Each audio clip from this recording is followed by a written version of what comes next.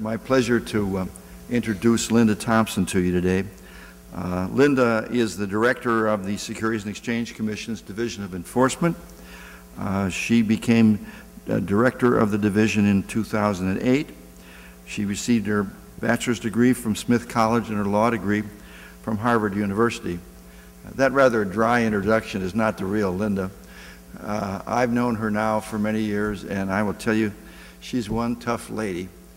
I just wanted to read to you a few of her words from releases that I've looked at in which she was announcing the many successes of the enforcement enforcement division. Hedge fund fraud. Linda Thompson says, this case highlights the SEC's ongoing efforts to combat hedge fund fraud and our dedicated work on behalf of investors to ensure that hedge fund managers are held accountable for any unlawful conduct. Market manipulation. Abusive short selling, market manipulation, and false rumor mongering for profit are by any entity cuts to the heart of investor confidence in our markets. Such behavior will not be tolerated. Auction rate securities fraud. As always, if you commit fraud, you can expect to be held accountable by the SEC. The Enforcement Division's vigilance extends throughout our financial markets, including the subprime lending and credit markets. Speaking of insider trading, this is as good a moment as any to remind you that insider trading continues to be a key element of the SEC's enforcement program. The Commission has filed more FCPA cases in the last 2 years than in all of the preceding years combined. We continue to enforce compliance with anti-money laundering rules. The Enforcement Division continues to focus on financial reporting and financial fraud and the area of senior fraud. And then she reports that since mid-February 2008, the Commission has brought a total of 385 enforcement actions, including illegal stock option backdating, financial fraud, Foreign Corrupt Practices Act, Ponzi schemes, money laundering, insider trading cases, internet frauds, and municipal bond frauds. I can't tell you how much I admire what Linda's been doing since she's been there, and of course the whole Division of Enforcement at the SEC. And as I tell my students and my friends, if you get a call from the Division of Corporation Finance, expect them to be friendly and cooperative. If you get a call from Linda, call your lawyer.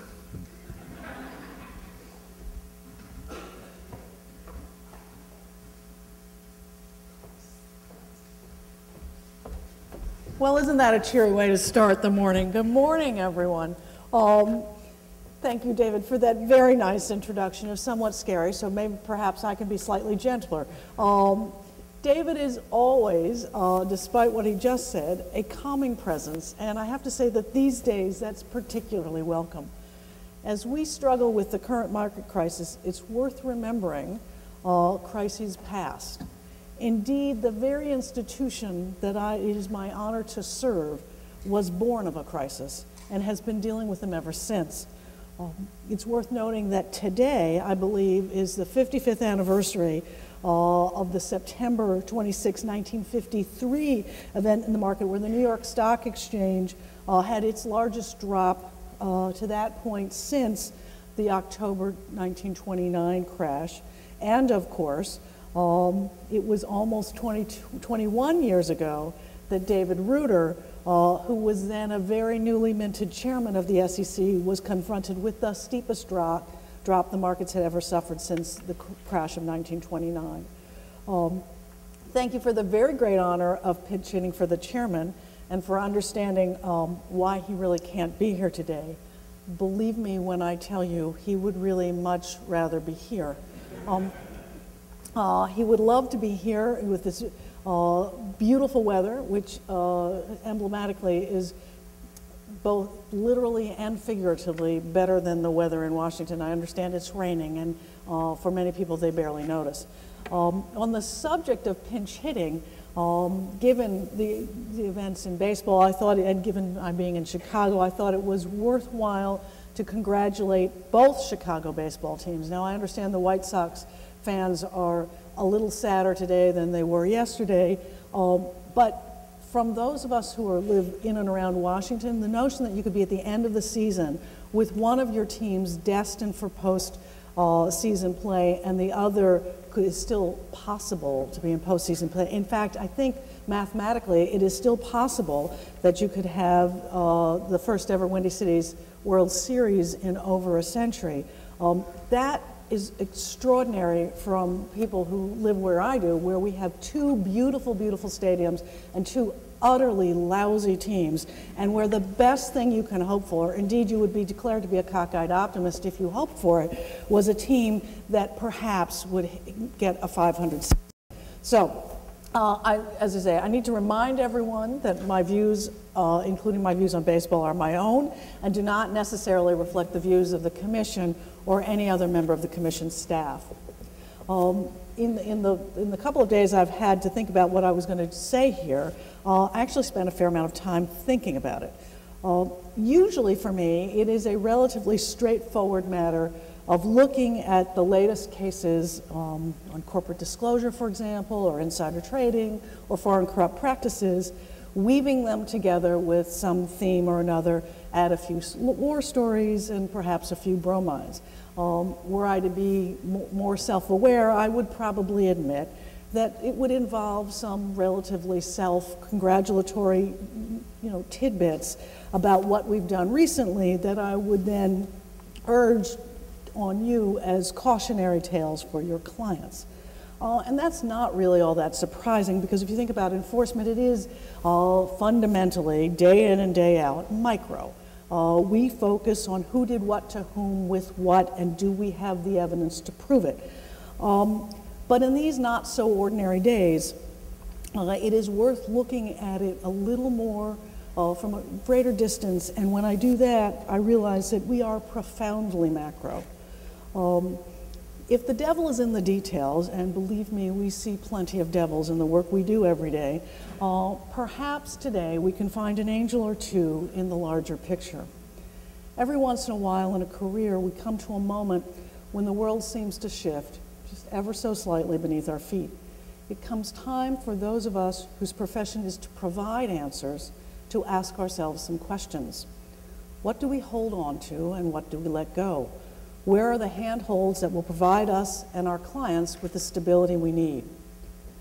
Now, as we think about things like that, at least for me, I find inspiration in the most unlikely sources. And indeed, oftentimes I can almost miss it if I'm not paying attention. And you will realize why I say that when I tell you where I found inspiration for today. It was in Ridley Scott's movie, American Gangster. It is not such an obvious choice as a starting point for a discussion of the securities laws, but bear with me for just a moment. Early in the movie, there's a scene in which a controversial gangster and erstwhile inner city Robin Hood, Bumpy Johnson, is walking down a Harlem street with his protege and the film villainous hero or heroic villain, Frank Lucas, and they're walking down the street. As often happens in the movies, this ordinary scene takes on somewhat larger significance. Johnson reflects on the large chain stores that have moved onto his block, pushing out the mom and pop retailers that had been there as he grew up, and said something to the effect, "That's what's wrong with America. It's gotten so big you can't find your way," he muses. And in defeated, he sort of slumps down in an aisle of television sets. That's the way it is now. You can't find the heart of anything. There's no one in charge. And then, just to add a Hollywood flourish, he dies. Those were his famous last words. There's no one in charge. While I certainly wouldn't go looking for life's lessons in the philosophy of Bumpy Johnson, or for that matter, any violent mob movie, I think there is, ever so casually, almost accidentally, the glimpse scene resonates with modern America, and particularly with modern corporate America. It speaks to a time when Main Street began to give way to a global economy, when people began to feel the connections between themselves and the officials that govern them, the merchants that sold them things, The outlets from which they got their information about the world were slipping away. Some things got better, some things got less expensive, but there was another price that was paid. We lost the value of relationships, and people could no longer find the heart. How relevant is this to America in 2008, where so many layers of commerce have come between, for example, the family moving into its first home and the derivatives trader who reassigns the risk of that family's debts with a touch of a computer key? Now, I promise, I am not going to lecture about the mortgage crisis or spend a lot of time sort of delving into that, but I think you can see the point. In today's world, as corporations become bigger, more global, and more abstract, it is easy to see why people can feel detached and disenfranchised. The things that happen in Washington, on Wall Street, and on the financial pages are things that can affect them profoundly, but are things over which and about which they have little influence. People feel small and powerless, and like Bumpy Johnson, they give up the ghost. And this, I submit, is very bad news, because an engaged, energized, and hardworking population will be needed now more than ever to see our nation through what I am euphemistically calling challenging times. As Corporation Counsel and Corporate Counsel, you are the link between corporate leaders and the laws that touch us all. And I would urge you, let us all do what we can to not let anyone give up the ghost. Let's resolve to help our clients find the heart of the matter. As I said, these are challenging times. I would be willing to bet that just about everybody in this room may have had a sleepless or at least a restless night or two, and angst-ridden clients over the last week or so. It's probably tested your advisory abilities to the utmost to counsel and reassure them about the tenor of recent events and the best way to navigate the financial terrain of the near future. Some of you may feel that you are straddling an ever-widening chasm, with one foot planted on the side of economic self-interest and the other anchored in the common good. At times like this, the counselor's job is the most difficult and frankly the most important. It is, of course, perhaps unfortunate, but certainly inevitable, that part of corporate counsel's job is to say no to a business expansion that might weaken an enterprise, to a reward that shareholders might view as excessive, to a pronouncement that might have unintended consequences, to accounting that is too clever by half. Our economy moves on the shoulders of women and men of great ambition and drive. Successful people are never satisfied, said one very esteemed observer of the human condition, who was not a statesman or a poet or a captain of industry, but this town's Mike Ditka. And I dare say he was right. And as we all know, that kind of ambition has both good and bad to it. And it is our job as counselors and lawyers to perhaps try to rein in the bad. As I say, as most often, it is lawyers who are called upon to rein in that ambition. When we succeed, the world little notices. When we fail, crises are born. And that's the frustrating part of our job. We seem to be valued most when we are least visible. Ambrose Bierce once called advice the smallest current coin.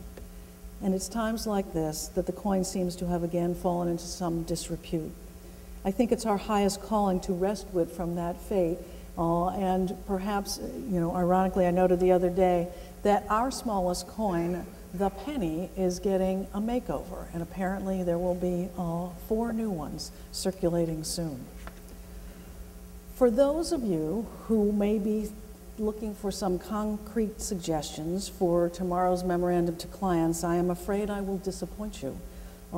In this time of flux, it's really hard to know what tomorrow's regulatory landscape is going to look like or how roles and powers might shift. However, there is certainly some certitude in what we do. For those of us at the Commission, there are certain things that we do hold on to in these times, And for me at least, and I think for all of my colleagues, there is no time where it has been more important for us to focus on our three-part mission: to protect investors, to facilitate capital formation, and to maintain orderly markets. Indeed, I think it's never been more clear that those three things are actually different ways of saying the same thing, that it is different sides of some peculiar three-sided coin, because it is abundantly clear that capital cannot be raised without investors, markets can't flourish without investors, and investors cannot be fully protected unless markets and institutions treat them fairly. You will find those principles underlying everything we do, and they are abundantly clear in what we have done of late, whether it be enforcement actions or the disclosure initiatives or the new rules that will be affecting our markets. In these times of change, I think the best thing we can do is to fall back on first principles and realize that indeed they are the best principles.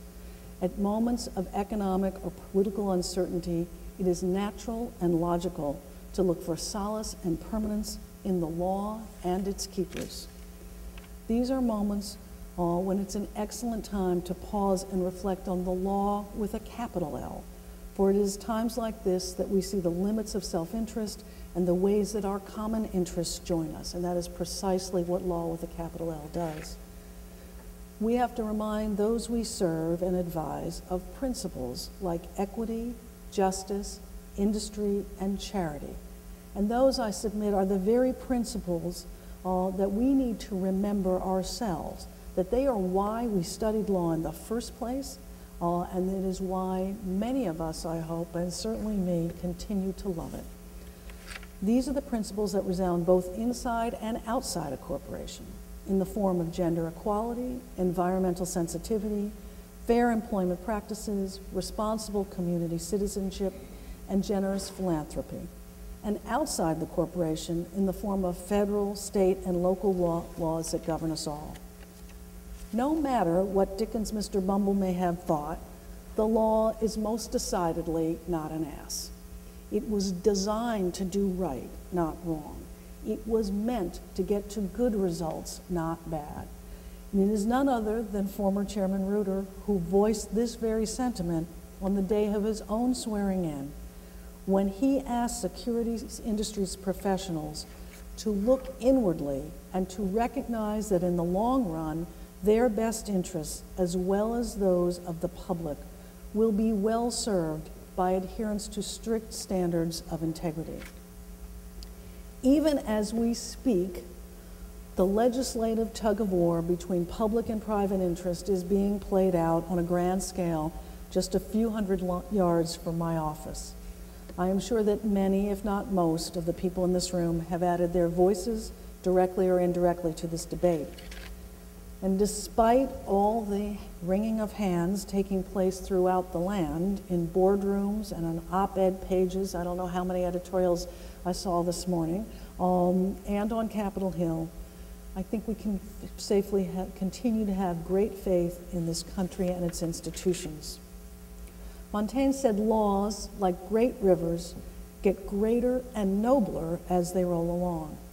I draw great consolation from the fact that our democratic institutions and the laws they create have rolled on past wars, epidemics, diplomatic stalemates, and financial upheaval, constantly gathering strength. Governmental and regulatory power ebbs and flows, as we all know. After moments of anxiety and crisis, the popular will surges and into far-reaching acts. As equilibrium returns, laws are fine-tuned and amended. This rhythm mirrors the ebb and flow of history's events as well. And if there are poets among us, they might call it almost tidal. Like a river, sometimes they cut through a mountain and sometimes they found the path of least resistance around smaller obstacles. The law and the laws that are its expression flow on, and that should comfort us all. Now, please forgive me for that sort of grand metaphor, but it's in a city that owes so much of its identity to a great lake and a river, it seemed only appropriate. I'd like to digress for just a moment and talk a little bit about some things that happened relatively recently. When I was asked to come here today, I had just prepared remarks for a different occasion, a celebration of 55 years of women at Harvard Law School. And now everyone here knows the law of conservation of effort. So I tried very hard to see if I could retrofit the remarks that I had used for that occasion here today. And I found that, that most of my work and efforts, which were directed at workplace equality, the tyranny of the billable hour, and the like, seemed probably a little too specific to work very well here. But the event itself was glorious, and I happened, it was our very great honor to hear from Justice Ruth Bader Ginsburg. And in connection with that, I happened on, quite by accident, remarks she made in 2006, and remarks which I think are fitting and inspirational for us all.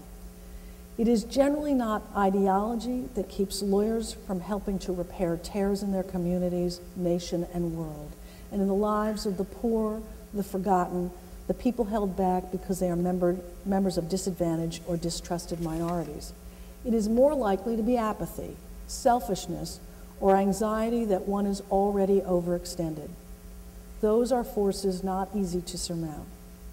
Yet lawyers who consider themselves not simply tradesmen working for a day's pay, but members of a true and learned profession, will make the effort to overcome inertia, the workloads on their tables, and the shortness of the day, for the rewards are great. Lawyers far better in their own estimation and in the esteem of others if they do their part to help move society to the place they would like it to be for the health and well-being of today's children and of generations to come. While we were together in Cambridge, she told an absolutely delightful story, which I will digress to tell for just a moment. Justice Ginsburg, while she attended 2 years at Harvard Law School, does not have a Harvard Law School degree. She does not have a degree because in her third year, she asked the dean if she could complete her law school studies in New York because her husband, Marty Ginsburg, who was gravely ill and was practicing in New York at the time, it turns out he got quite well, which is marvelous, but at the time it was really quite serious. And she hoped that their family could be together during this time of crisis. And the dean told her absolutely not. So she went to Columbia and got her degree from Columbia. Every dean since Dean Griswold has regretted that decision most profoundly. And at the occasion where she talked a little about that, there were questions from the audience, and one member asked her, didn't she think it was about time that Harvard gave her her degree? To which she answered, ever so quietly and with the slightest hint of a smile, she said, "Oh, I've been offered it many times, but I get so much mileage out of this story, I'm not sure I'm ready for it yet." It was a marvelous moment to remember that she has the heart and soul of a litigator. I loved it. In closing, I would like to remind us all of something that one of our great leaders, John Kennedy, said in another uncertain time. He said, "The Chinese use 2 brushstrokes to write the word crisis. One brushstroke stands for danger, the other for opportunity. In a crisis, be aware of the danger, but recognize the opportunity." And certainly today we are facing all kinds of dangers to our institutions and our financial health. Economic hardship, dangers of instability, loss of public confidence. But in these events, there are also great opportunities. We have the opportunity to appeal to what Mr. Lincoln called the better angels of our nature, to foster a new sense of national resolve, of stronger corporate citizenship, of renewed commitment to justice and fairness and widespread prosperity. Now, I know I'm sounding a bit high-toned, but let me assure you that all of these things begin in the gentle persuasion of a trusted counselor who, more than any particular law, can widen the vision of the powerful and reinforce the value of the common good. let us not miss this opportunity to work for positive and lasting change. Let us all try to, as we move forward, find the very heart of things. Thank you very much.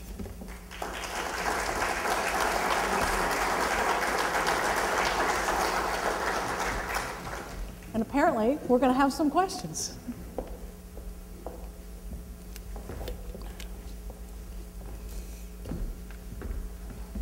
Linda, thank you for those wonderful remarks. I must say I was just totally blown away by them. It's wonderful. We're going to have a question and answer period here.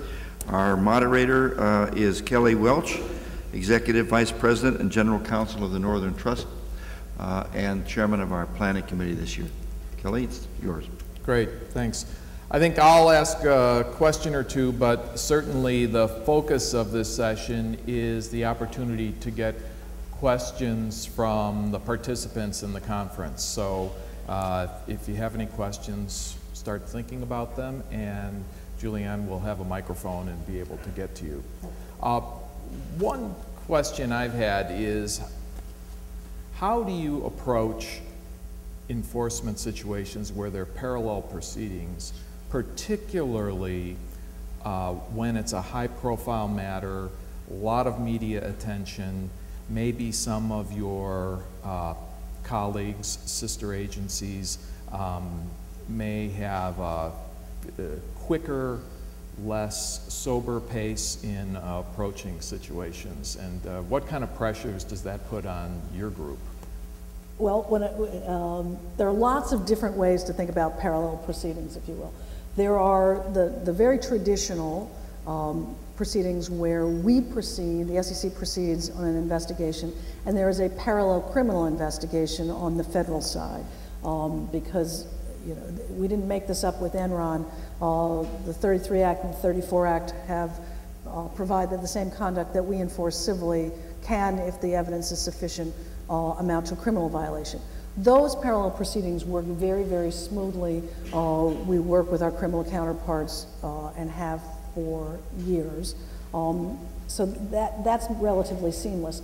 The other kinds of events where you see parallel proceedings are when there is some kind of a crisis, whether it's in Enron, the current auction rate securities matters, the late trading and market timing issues, where almost everybody feels the pressure to get involved. On the state side, there's often great pressure from investors and constituencies, and those matters take off at relatively quick pace.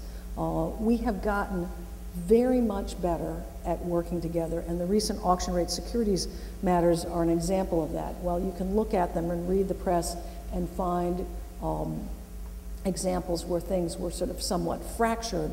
The overall message is that everybody was rowing together to get the best result for investors. And if you think about it, if you step back, the auction rate securities market froze up in February of this year.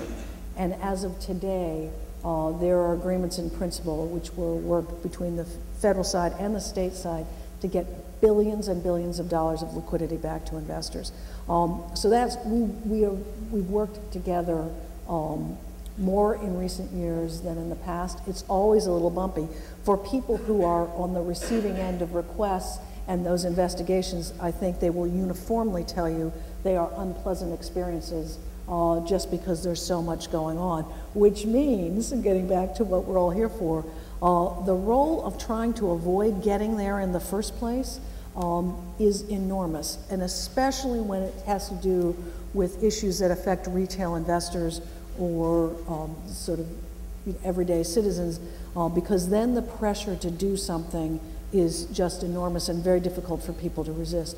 It's also the kind of situation where I think leadership from the industry can be done, if it's done earlier, is going to affect the outcome profoundly. I mean, in the auction rate securities issue, for example, you didn't see industry stepping up very quickly to resolve the issues. And someone said, I think, I would periodically ask, why aren't you doing something? Because from a business perspective, it didn't make much sense that people weren't coming up with solutions, regardless of what their law enforcement exposure was. And someone said, hope is not a strategy, but it appears to be the strategy that people were following, and I think there's something to that. When confronted with a problem, especially one that has wide-ranging implications and affects retail investors, trying to get a hold of it very, very early makes a ton of sense.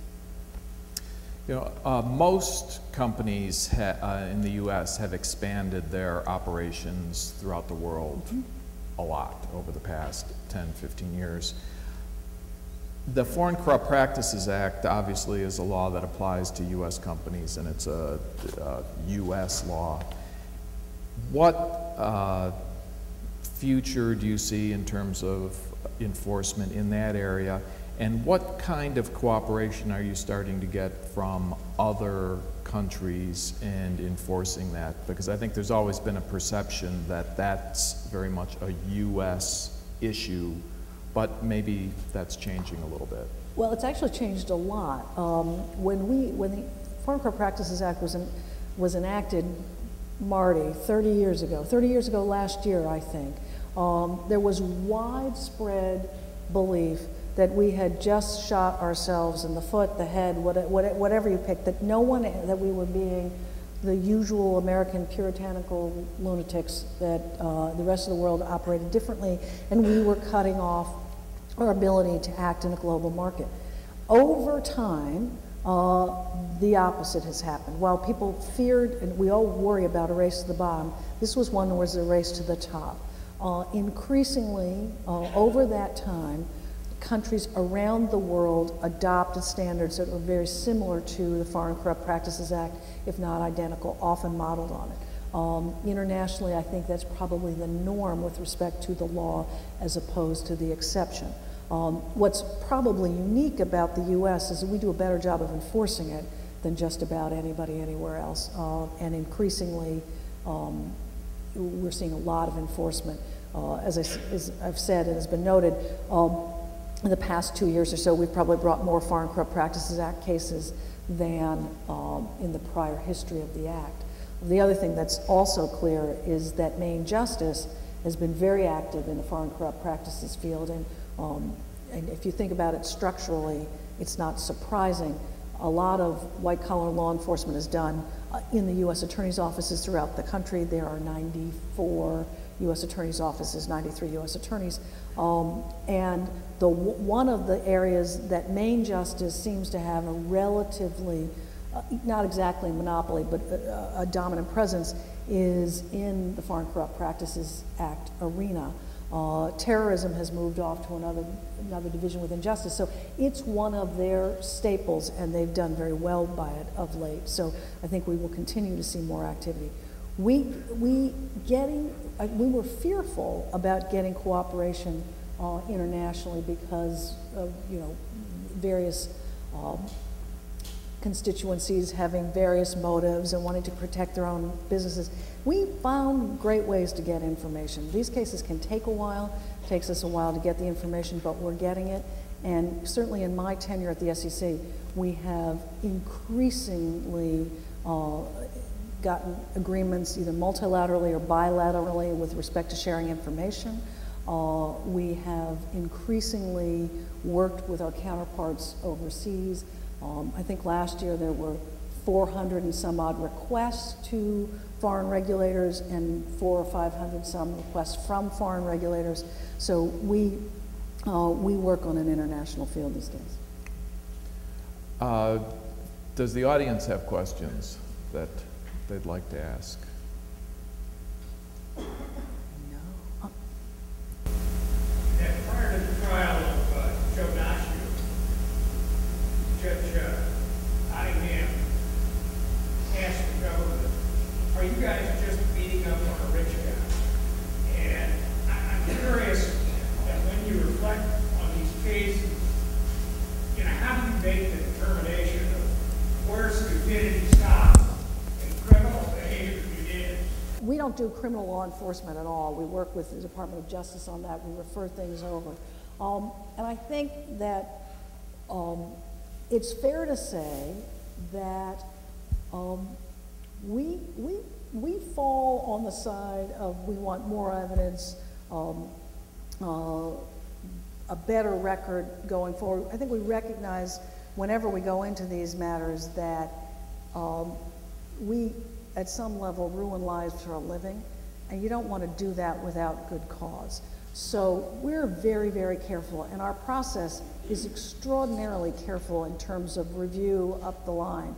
If you look at the success rate, and I judge that a couple of ways. One, we settle 90-some-odd%, probably more of our cases, which cuts both ways, I recognize. On the one hand, it suggests that, well, we didn't have to put our proof to an independent fact finder.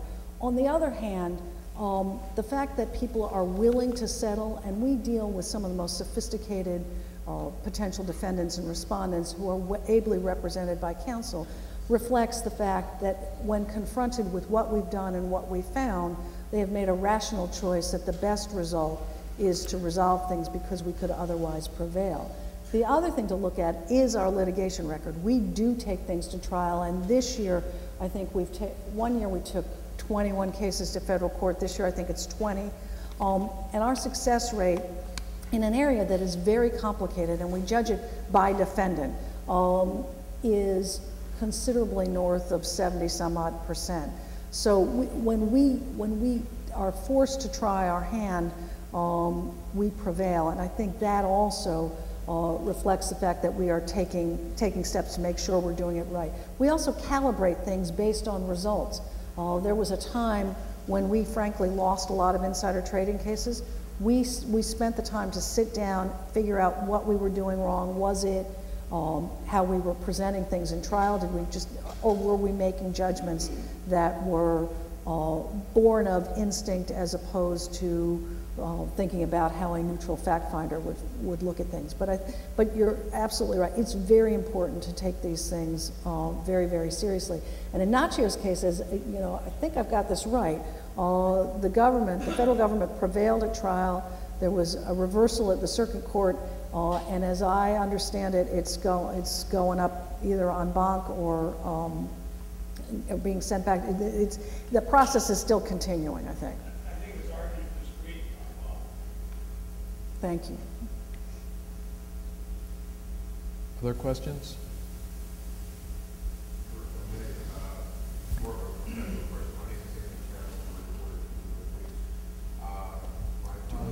Questions? Tells me that the SEC last week announced that it was requesting statements under oath from certain investors in financial companies. And we at Bloomberg were wondering why that tactic, as opposed to potentially serving subpoenas. I'm told that that was also a tactic used in Enron. Does that make this financial crisis comparable to that one? The question relates to the use of one of the Commission's tools, which is a request under Section 21A.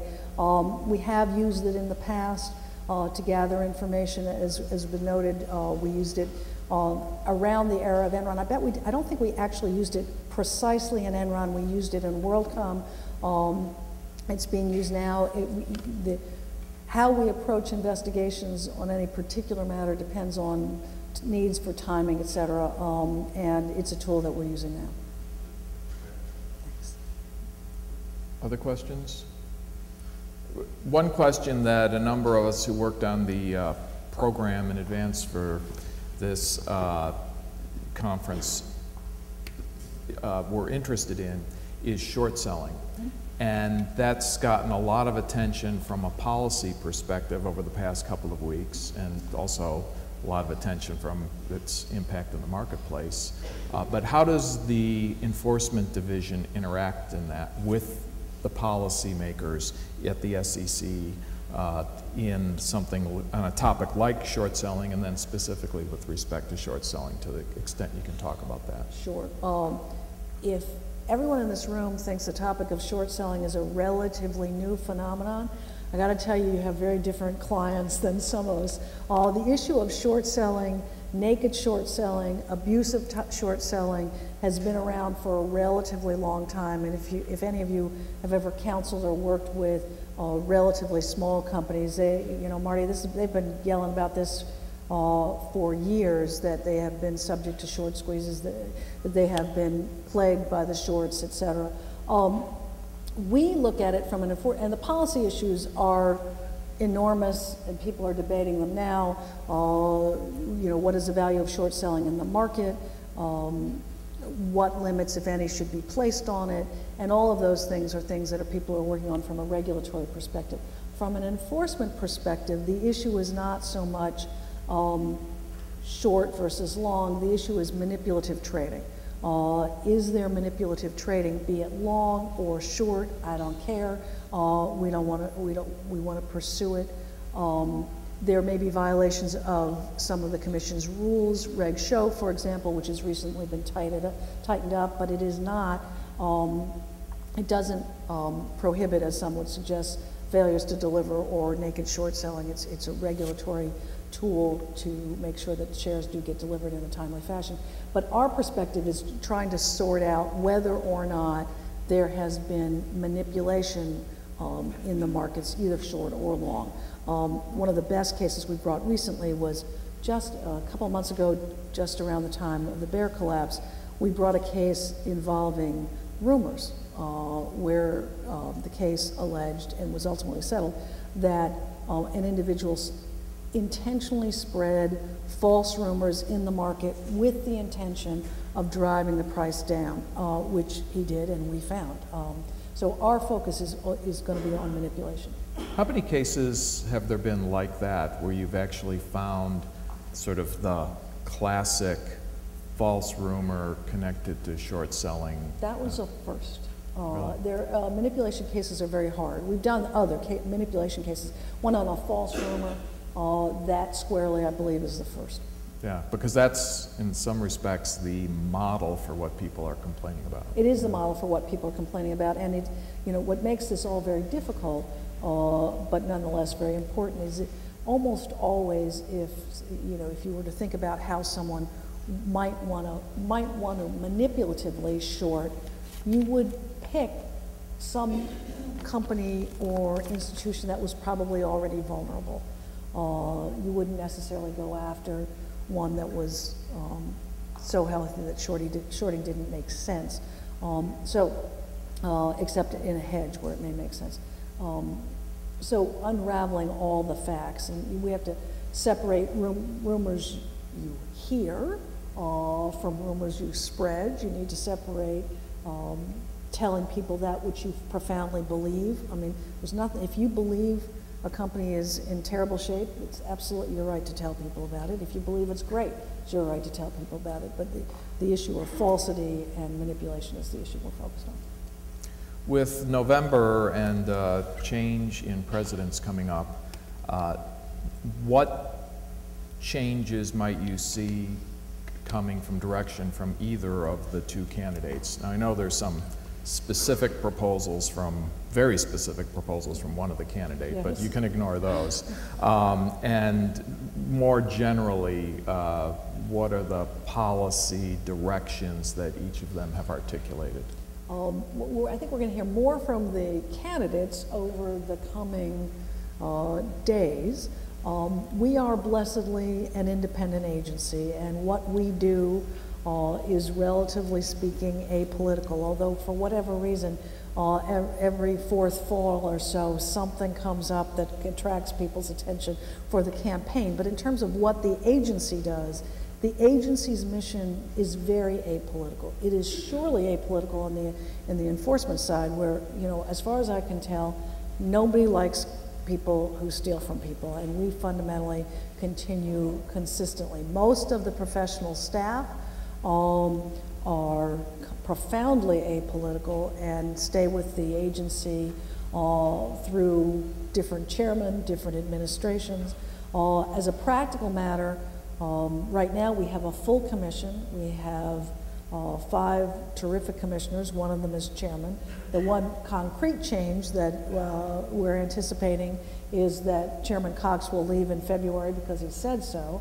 And the one thing that experience suggests is that we don't get a new chairman till probably sometime in the summer. I think it's generally speaking, August, although depending on circumstances, that may be sooner.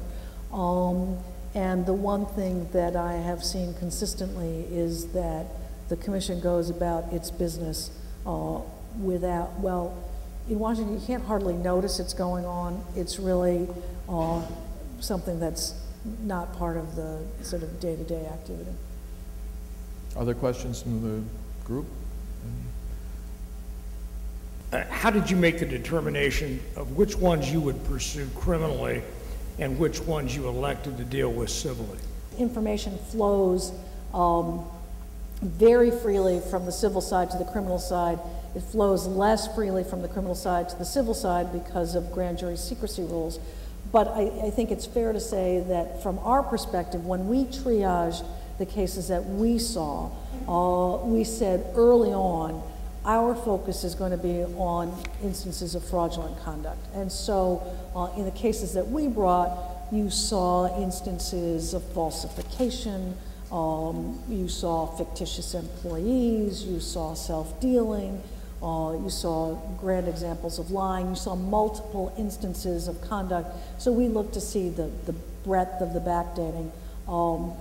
And we very carefully, within those cases, the commission was quite disciplined about making sure that as we went case to case, they knew the benchmarks from the other cases so that there was a consistency with respect to the cases and in the resolved cases that the sanctions lined up in a way that you could rationalize based on the nature of the conduct and the nature of the evidence. On the criminal side, I think it's fair to say that they also focused on their higher burden of proof, the worst conduct, and there haven't been that many criminal cases, although obviously there have been some. How will the, oh, sorry. David's got a question. Have you at the commission made some effort to concentrate on general counsel in terms of your enforcement cases? Because there have been a large, much greater number of them, and if you deal with the general counsel, do you bring any special considerations pro or con the general counsel in deciding to bring an enforcement action? I think the uptick in cases involving general counsels as opposed to lawyers generally is because of the options backdating cases. There is many in-house lawyers were involved in those matters. I think it's fair to say that all of us agonize over issues of suing lawyers, and while there are obviously some, when you put them against the backdrop of 600 and some odd cases every year, they're relatively rare. Great care is taken not to pursue lawyers for what is bad advice, in some cases really awful advice, but rather for conduct which truly crosses the line. Many lawyers end up in the soup not for anything having to do with their being lawyers, but rather for things like insider trading or when they're acting in a business capacity. But when they're acting as lawyers, we're very careful. And I think it is because of the options backdating cases that there is a bit of an uptick on inside counsels these days. How do you separate accounting expertise from legal advice or criminal legal advice in evaluating cases like that? We're always focused on conduct as opposed to the advice. And we're going to look at the actions of everyone involved, what they knew, when they knew it, who told what to whom. I actually, every once in a while, when I think about financial fraud cases, where you're always going to be looking at the issuer, the officers of the issuer, any legal advice that's been gotten along the way, the roles of the auditors, and there's great opportunity, certainly from the perspective of those who are charged with bringing those cases, for those on the defense side to point fingers in every other. There are many actors in that equation. It's sort of a miracle that we managed to pull them off at all, but I think it is the painstaking sort of assemblage of all of that information that where you can focus on the particular individual or entity and what they knew and what their responsibilities were. How do you envision the SEC's regulation of Morgan Stanley and Goldman Sachs to change as they become bank holding companies? And do you think that has any bigger implications for regulation of the securities industry, or do you think it's just going to affect those two companies? Well, it's an interesting question, and I'm wondering whether anybody here is from trading and markets. There's a bit of a history here. In 2004, the Commission, on a voluntary basis, took on supervision at the holding company level of 5 firms which are consolidated supervisory entities. They were Bear Stearns, Lehman, Morgan Stanley, Goldman, and Merrill Lynch. And they were the 5 large financial institutions that were not otherwise regulated as banks.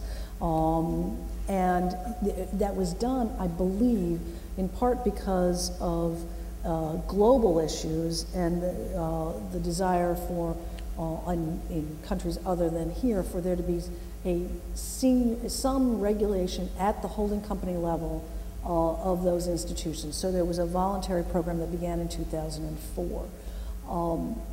Now, as of right now, some of those institutions don't exist anymore as separate entities, and the remainder are all now regulated as, you know, on the banking side, because they've either acquired a bank or are going to be acquired by a bank. So my suspicion is the Consolidated Supervisor Entry Program, for the time being, is largely going to be deferring to the Fed, Treasury, and banking regulators.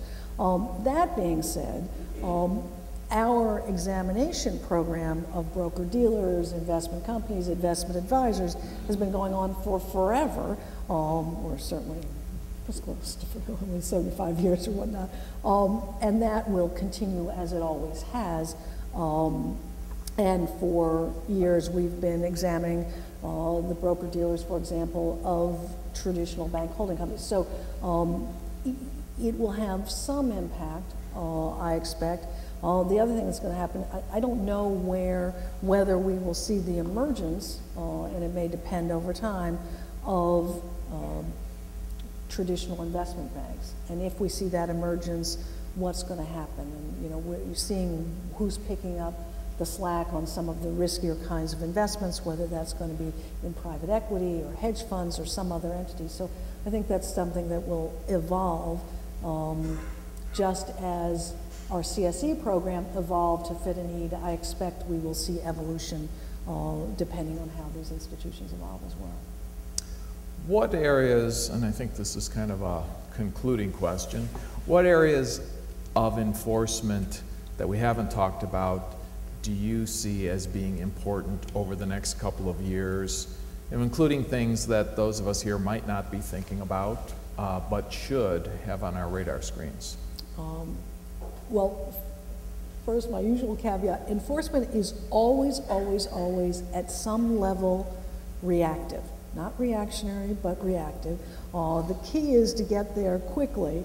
And, you know, from time to time you see prosecutors of all ilk go out and say, you know, this year we're going to get heroin off our streets. Well, you know what? You can't get heroin off your streets unless there's heroin on your streets.